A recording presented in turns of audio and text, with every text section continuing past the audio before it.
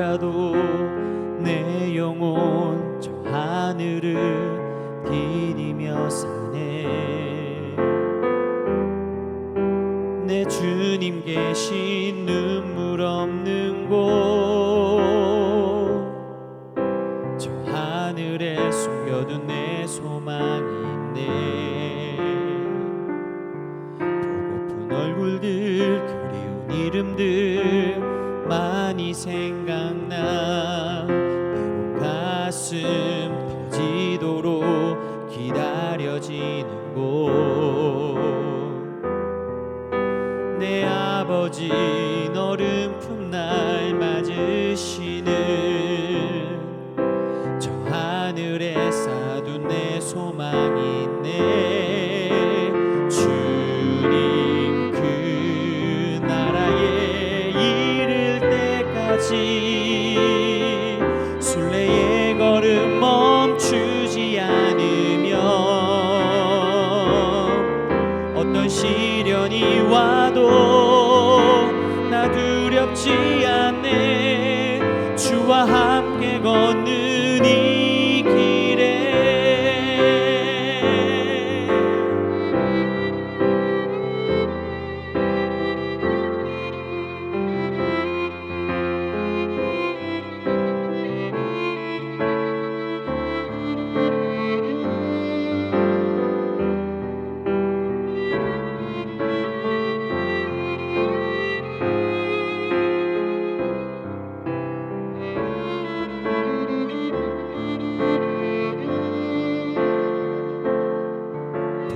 얼굴들 그리운 이름들 많이 생각나. 내 가슴 터지도록 기다려지는 곳, 내 아버지 너른 품날 맞으시는 저 하늘에 쌓아둔 내 소망이 있네. 주님 그 나라에 이를 때까지 순례의 걸음 멈추지 않으면 어떤 시련이 와도 나 두렵지 않네. 주와 함께 걷는 이 길에 주님 그 나라에 이를 때까지 순례의 걸음 멈추지 않으면 어떤 시련이 와도 나 두렵지 않네. 주와 함께 걷는 이 길에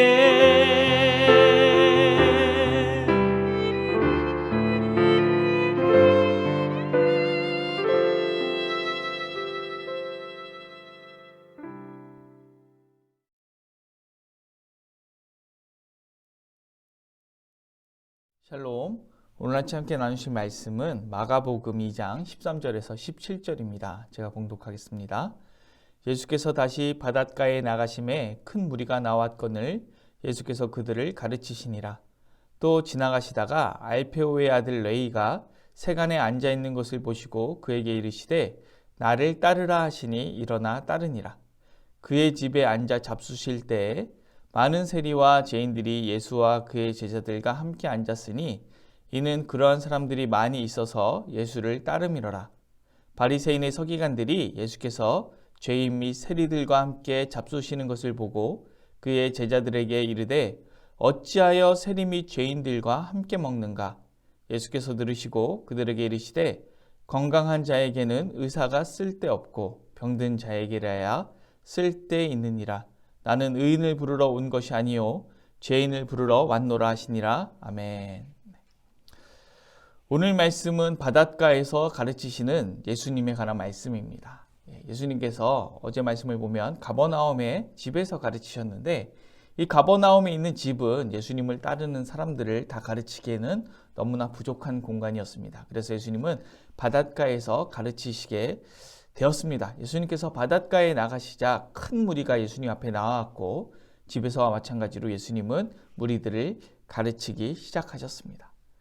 이제 예수님의 사역이 더 확장된 것이죠. 그래서 아마 제자들도 더 필요할 것입니다. 예수님은 지나가시다가 세간에 앉아있는 알페오의 아들 레위를 부르셨습니다. 그리고 이 레위의 집에 앉아 식사하셨습니다. 이때 많은 세리와 죄인들이 예수님과 제자들과 함께 앉았습니다.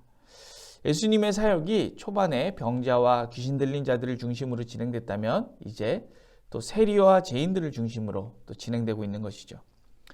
어제 살펴본 제사함 논쟁에서 서기관들이 예수님께서 하나님이 아닌 사람이 어찌하여 제사함을 선포하는가 궁금증을 가졌다면 이번에는 어찌하여 예수님이 세리 및 죄인들과 함께 먹는가에 대해서 궁금증을 가졌습니다. 이에 예수님께서는 이렇게 대답하십니다. 오늘 말씀 17절입니다. 예수께서 들으시고 그들에게 이르시되 건강한 자에게는 의사가 쓸데없고 병든 자에게라야 쓸데있느니라. 나는 의인을 부르러 온 것이 아니요 죄인을 부르러 왔노라 하시니라. 아멘. 이러한 예수님의 모습은 죄사함 논쟁과 마찬가지로 서기관뿐 아니라 그 당시 많은 사람들에게 의아함을 갖게 하는 그런 행보였습니다.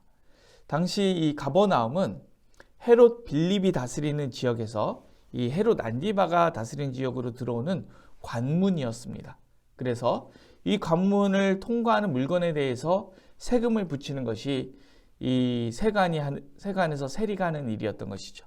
이들은 로마의 빌부터에서 유대인들을 다스리고 있는 헤롯 가문을 위해 살았기 때문에 그리고 부당한 이익을 착취했기 때문에 유대인들이 매우 멸시하고 부정한 자로 여겼습니다. 심지어 거짓말을 하면 안 된다고 가르치는 랍비조차도 세리로부터 재산을 지키기 위해서는 거짓말을 해도 된다 이렇게 가르쳤고요. 세리의 집에 들어가는 것만으로도 부정한 자로 취급을 받았습니다. 그런데 예수님은 세리를 제자로 부르시고 세리의 집에 들어가시고 세리의 동료들 및 죄인들과 함께 한 상에서 식사를 하셨습니다. 바리새인의 서기관들은 율법과 이 거룩을 지키기 위해서 최선을 다했기 때문에 이러한 예수님의 행보를 이해할 수 없었습니다. 그리고 이들뿐만 아니라 제가 이제 마가복음 시작하면서 쿰난 공동체와 공동체 규율에 대해서 말씀을 드렸는데 이 SNF나 쿰난 공동체 사람들도 자신들의 규율에 의하면 자신의 공동체에 들어오기 전에 1년 동안 거룩한 삶을 살 것을 요구하고 또 율법을 준수하고 행실이 바른 사람이 아니면 이 공동체에 들어갈 수가 없었습니다. 그런데 예수님께서는 그들을 친히 제자로 부르시고 그들과 함께 식사를 하십니다. 이 함께 식사를 하는 것은 한 공동체가 되었다는 것을 의미하는 것이죠. 이러한 예수님의 사역을 현대를 살아가는 우리는 어떻게 바라봐야 할까요? 이 시대의 세리는 누구이고 이 시대의 죄인은 누구일까요? 우리는 흔히 끼리끼리 논다라는 그런 말을 씁니다. 우리는 어떤 끼리끼리를 만들고 싶어 합니까? 우리의 자녀가 어떤 끼리끼리를 만들어서 그곳에 살기를 원하십니까? 누구와 우리 자녀가 어울리기를 원하십니까? 우리가 세상에서 성공하고 잘되고 더 좋은 직장을 얻고 더 윤택한 삶을 살기 위해 애쓰는 삶이 잘못되었다 그렇게 말씀드리는 것이 전혀 아닙니다. 그렇게 해서 잘 살게 되고 높은 자리에 올라가게 되고 그렇게 된 다음에 우리가 이 하나님의 말씀 앞에서 어떤 삶을 살 것인가 저는 그것에 대해서 말씀드리는 것입니다. 우리 주님께서는 세리와 죄인들과 함께 하셨습니다. 당시 유대인들 중에 바리새인이나 SNF파뿐만이 아니라 그 누구라도 어울리고 싶어 하지 않는 사람을 제자로 부르시고 같은 동료가 되고 같이 밥을 먹으면서 어울렸습니다. 그래서 심지어 예수님을 나타내는 대표적인 표현 중에 하나가 죄인들의 친구였습니다. 저는 이 말씀을 묵상하면서 얼마 전에 겨울에 저희 교회에 왔었던 전과가 있는 노숙인 한 분이 생각이 났습니다. 주민등록이 말소되어서 일할 곳을 찾지 못하는 분이셨는데 그때가 겨울이었기 때문에 당시로서는 제가 지갑에서 꽤 많은 돈을 꺼내서 그분을 이렇게 쥐어드리고 또 주민센터에 연락을 해서 주민등록을 다시 살리고 쉼터에서 사실 수 있도록 그렇게 조치를 취했었습니다. 그래서 주민등록을 살리고 쉼터로 모시기로 어떤 날을 정했고 이제 이분을 만나서 이분에게 그렇게 도와드려야겠다.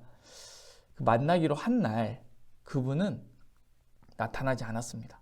그리고 편지 한 통을 보내왔습니다. 근데 그 편지의 내용이 뭐냐면 그분이 하시는 말씀이 이 쉼터 생활도 하신 적이 있나 봐요. 그런데 그 쉼터만큼은 정말 가고 싶지 않다는 것이었습니다. 아무래도 그분이 전과가 있는 분인데 교도소라는 곳이 정말 거친 곳이죠. 그곳에서 단체 생활하면서 매도 많이 맞으셨을 것 같아요. 이 쉼터가 교도소에 다녀온 분들이 많기 때문에 아마 폭력적 우위에 따른 아마 불합리한 위계와 질서가 있을 것입니다. 그런데 이분이 더 이상 그런 곳에 속하고 싶지 않으셨던 것 같아요. 매 맞는 걸 되게 싫어하셨거든요.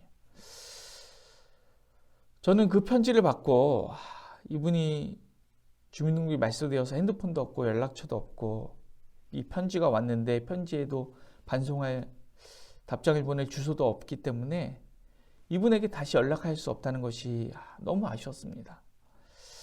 그냥 내가 내 돈으로 교회 맞은편에 달방 같은 게 있던데 그런 달방이라도 하나 끊어드리고 쉼터 생활이 아니라 여기에서 일할 수 있도록 도와드렸으면 어땠을까. 그분이 그 쉼터 공동체에서 안식을 누릴 수 없다면 우리 선한 이웃 우리 교회 공동체가 그분에게 안식을 제공할 수 있지는 않았을까. 이런 생각을 해봅니다. 다시 연락할 수 없고 만날 수 없기에 너무 아쉬움이 남습니다. 여러분, 오늘 우리는 누구와 이 끼리끼리 공동체를 만들고 싶어 하고 계십니까? 가끔은 심지어 우리 한 교회에 있는 사람들끼리도 미워하고 싫어하고 한 공동체를 이루기 싫어하고 계시지는 않습니까? 모든 사람의 미워하는 세리조차도 사랑하고 제자로 삼으시는 예수님의 사랑이 아니었다면 우리 또한 아직 죄인 되었을 때, 우리가 아직 하나님과 원수 되었을 때 우리를 사랑하여 우리에게 생명 주신 그 예수님의 사랑, 우리 또한 받을 수 없었을 것입니다. 우리가 그 사랑을 받았고 그 사랑으로 살고 우리가 그 사랑을 베푸신 예수님을 따라간다라고 우리의 삶을 볼 때 말할 수 있을지 참 궁금합니다. 오늘 우리에게 갑자기 세리나 죄인이 찾아오지는 않겠지요. 그런데 우리가 주님에게 세리와 죄인 같은 존재였음을 기억한다면 오늘 우리 교회 공동체 안에서 우리의 가족 중에서 우리의 직장에서 우리의 학교에서 우리의 사업장에서 우리가 사랑하지 못할 존재는 없을 것입니다. 오늘 그 사랑으로 우리가 조금 꺼려하는 어떤 한 사람이 있다면 그 사람을 품어주는 하루가 되었으면 좋겠습니다. 그래서 요새 코로나로 인해서 사람 만나고 하는 게 참 어렵지만 우리 5인 미만 이 방역수칙 잘 지키면서 우리에게 하나님께서 허락하신 그 한 사람에게 한 끼 식사를 한번 대접해 보는 것은 어떨까요? 한번 예수님의 사랑으로 품어줘 보는 것은 어떨까요? 우리가 그런 삶을 살 수 있었으면 좋겠습니다. 기도하겠습니다. 사랑이 많으신 하나님, 그 사랑이 얼마나 많으신지 죄인인 우리를 위하여 십자가 사랑을 베푸셨습니다. 그런데 우리는 그 예수님의 세리와 죄인까지도 품는 사랑을 담지 못하고 미워하고 편가르고 차별하는 삶을 살고 있는지 모르겠습니다. 오늘 우리가 속한 공동체 중에 한 사람이라도 밥상 공동체를 인도하는 하루가 되기를 간절히 소망하오니 하나님 우리에게 그런 마음을 허락하여 주시옵소서. 감사를 드리며 예수님의 이름으로 기도드립니다. 아멘. 오늘 도고 기도는 기독교 대안교육을 위해서 기도하겠습니다. 우리 작은 도서관 울림 그리고 교육청 마을학교 그리고 꿈틀 스터디 카페를 위해서 함께 기도해 주시기 부탁드립니다. 이어서 기도하실 때 수술후 요양 중이신 담임 목사님 목과 어깨 회복을 위해서 그리고 치료 중에 있는 교회 식구들을 위해서 또 어려운 가운데 있는 이웃들을 위하여서 그리고 코로나 사태가 조속히 해결될 수 있도록 그리고 오늘 묵상한 말씀을 붙들고 또 각자의 기도 제목을 가지고 기도하시겠습니다. 기도합니다.